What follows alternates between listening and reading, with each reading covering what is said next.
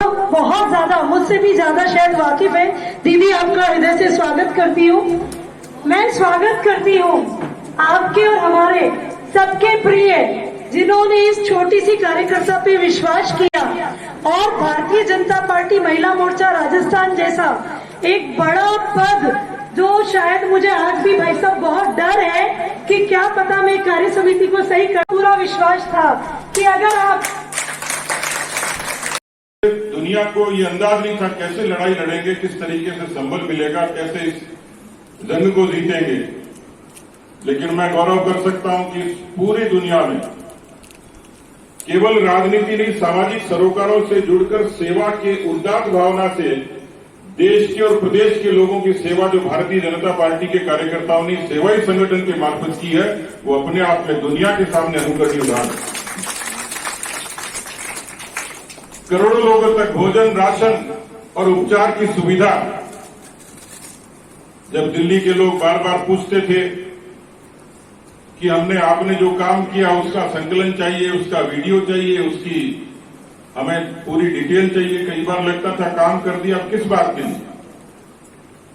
जब बहुत ज्यादा तकादा हुआ तो मैंने उत्सुकता से पूछा कि इसकी जरूरत क्या है, तो मुझे बताया कि इसकी जरूरत संयुक्त राष्ट्र संघ ने महसूस की है। उसने कहा कि दुनिया में एक ऐसा संगठन, जो सरकारें तो काम करती हैं लेकिन भारतीय जनता पार्टी ने जिस तरीके से देश में सेवा का काम किया, कि दुनिया को पता लगना चाहिए।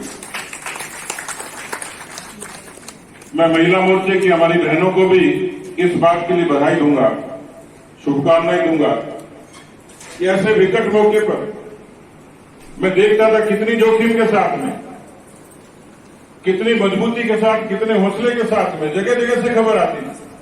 कोई छोटे टिफिन बनाते थे और तो मैं देखता था ऐसे वीडियो फोटो मिलते थे कि जहां हमारी बहनें पशुओं के लिए चारे से लेकर पक्षियों के चुग्गे तक की व्यवस्था करती थी, जो स्ट्रीट डॉग्स है उनके लिए भी खाने और भोजन की व्यवस्था करती थी। ये मानवता की भावना किसी में हो सकती है। मुझे ताज्जुब हुआ कि भारतीय जनता पार्टी के महिला मोर्चे ने उस भावना को साकार किया। 54 महिलाएं, 54, 122 के दल में दुनिया के सबसे बड़े लोकतंत्र को उस तिरंगे के सम्मान में खड़ी होने वाली मीराबाई चानो वो पहली महिला थी जिसने देश को गढ़ा।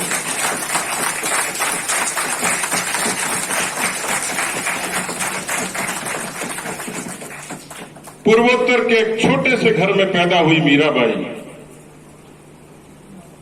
वास्तव में उसने मीराबाई जैसा इतिहास रच दिया।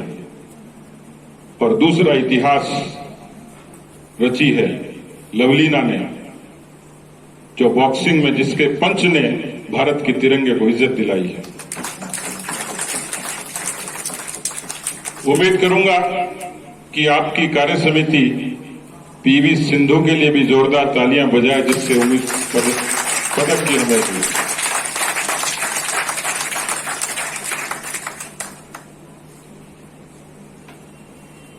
आप सब लोग बहुत दूर से पधारे और अलका जी बिना वजह ही घबरा रही थी कि पहली कार्य समिति है, होगी कि नहीं होगी, कैसे होगी, अच्छी होगी, बुरी होगी। और मुझे लगता है कि भारती बहन जी का हमें यशस्वी मार्गदर्शन मिलेगा और अभी आपके बीच में रहेंगी, अपनी बात भी कहेंगी। लेकिन मुझे लगता है कि आप सब लोगों को, जैसे मैंने कहा कि हम सबका गौरव है कि एक ऐसे विचार से जुड़ के हम लोग अच्छी मजबूती के साथ काम करेंगे, तो निश्चित रूप से जो हमारे मन में है, जो हमारे पार्टी की अपेक्षा है, जो समाज की अपेक्षा है, वो हम पूरी कर पाएंगे।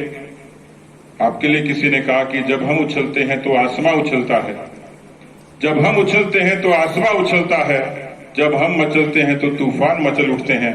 हमें बदलने की कोशिश न कर जमाने, जब हम बदलते हैं तो इतिहास बदल उठते हैं। धन्यवाद। 2.5 वर्षों में मैं आपके बीच में खड़ा हूं, आपने प्रदर्शन भी किया।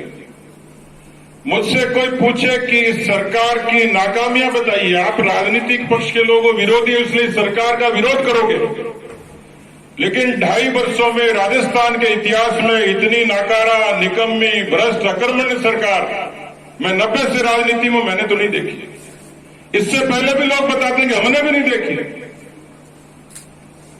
लेकिन अफसोस कि 3 मुद्दों पर यह सरकार पूरे तरीके से विफल हो गई।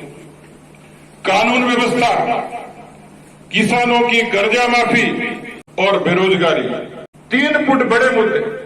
लेकिन तकलीफ तब होती है जब कानून व्यवस्था और अपराध के मुद्दों पर इस सरकार के जब आंकड़े देखते हैं तो आंखें खुल जाती, मन भर जाता है कि किस तरीके से ये सरकार काबिज है।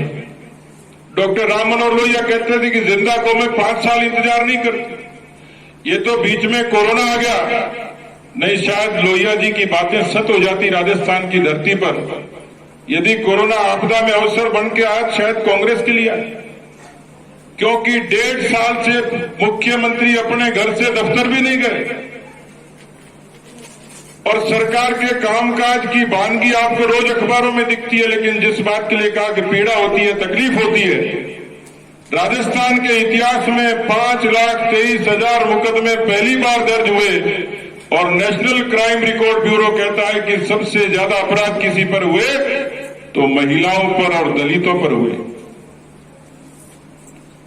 इसलिए उस संगठन की रचना को दुरुस्त करते हुए, सरोकार से जुड़ते हुए इस कार्य समिति को मैं अपील करता हूं कि पूरे प्रदेश भर में इस सरकार को यह एहसास हो जाना चाहिए कि भारतीय जनता पार्टी का महिला मोर्चा महिलाओं के प्रति अब अन्याय को सहन नहीं करेगा।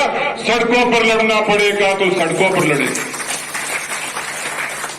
और उस लड़ाई के लिए आपको मजबूती से तैयार होने की आवश्यकता है। इसलिए है लेकर हमारी 52,000 बहनें इस अशोक गहलोत की सरकार को चारों तरफ से घेर कर जवाब मांगे।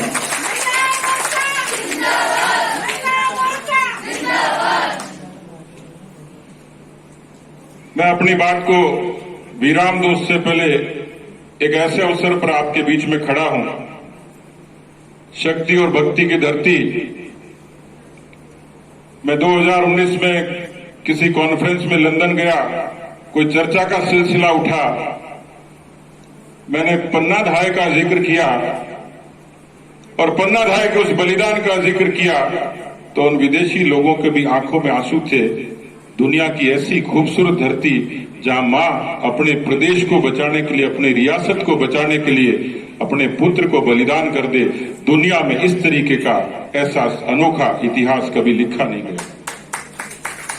ऐसी राजस्थान की धरती पर लेकिन हम गर्व कर सकते हैं। मैं देख रहा था ओलंपिक चल रहे टोक्यो में और बहुत कठिन परिस्थितियों में, चुनौतियों के बीच में दुनिया के उन देशों में जो पीछे की सरकारों की कमजोरियां थी कि जिन्होंने खेलों को जीवन का हिस्सा नहीं बनाया, जो कॉमनवेल्थ में भ्रष्टाचार के आरोपी और आज भी जेल में हैं, उन्होंने उन खिलाड़ियों का हक छीना। लेकिन मुझे मेरी बहनों के बीच में खुशी है। मैंने खिलाड़ी से पूछा, किसी समय में कोई ओलंपियन थे, कि आपको देश की जब ओलंपिक में खेलने के लिए जाते तो कौन सा क्षण आपको रोमांचित करता है, कौन सा क्षण आपको गौरवान्वित करता है? उन्होंने कहा कि जब विदेश की धरती पर तिरंगा फहरता और जनगण का गान होता है उस समय लगता है सब कुछ मिल गया, दुनिया की रियासत मिल गई।